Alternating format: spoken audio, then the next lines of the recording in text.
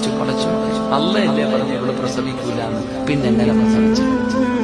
അള്ളയാണ് പറഞ്ഞത് ഇവള് പ്രസവിക്കാത്ത പെണ്ണാണെന്ന്, പിന്നെ എങ്ങനെ പ്രസവിച്ചു?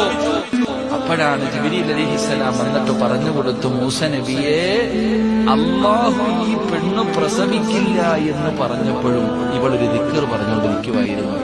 ആ ദിക്ർ പറഞ്ഞതിനെ കൊണ്ടാണ് അള്ളാഹു ഈ പെണ്ണിന് മക്കളെ കൊടുത്തത്. അള്ളാഹുടെ തീരുമാനത്തെ പോലും അള്ളാഹു മാറ്റിയെന്ന് നബിയുനാ റസൂലുള്ളാഹി. അതാ ഈ ഒരു ദിക്ർ പറഞ്ഞാൽ അള്ളാഹുവിന്റെ തീരുമാനം പോലും അള്ളാഹു മാറ്റും. അതാണ് ഈ ദിക്റിന്റെ മഹത്വം. അള്ളാഹു പഠിക്കാൻ ഭാഗ്യം തരുമാറാകട്ടെ. അള്ളാഹു പഠിക്കാൻ ഭാഗ്യം തരുമാറാകട്ടെ. പറഞ്ഞുതരട്ടെ. ഇത് മക്കളുടെ വിഷയത്തിൽ മാത്രമല്ല, എല്ലാ വിഷയങ്ങളിലും ഉപകാരപ്പെടും. പറഞ്ഞുതരട്ടെ, വേണ്ട. അള്ളാഹു പറയുകയായി ഈ പെണ്ണ് പ്രസവിക്കത്തില്ല. അപ്പോഴും ആ പെണ്ണ് പറയുക, യാ റഹീമു യാ അല്ലാഹ്, ഏ കരുണയുള്ള അല്ലാഹ്, ഏ കരുണയുള്ള അല്ലാഹ്, ഏ കരുണയുള്ള അല്ലാഹ്. അള്ളാഹു കരുണയുള്ളവനാണോ? നീ 10 വട്ടം വിളിച്ച ഒരിക്കൽ അള്ളാഹു ആ വിളി കേൾക്കും. അള്ളാഹു മക്കളില്ലാത്തവർക്ക് മക്കളെ കൊടുത്ത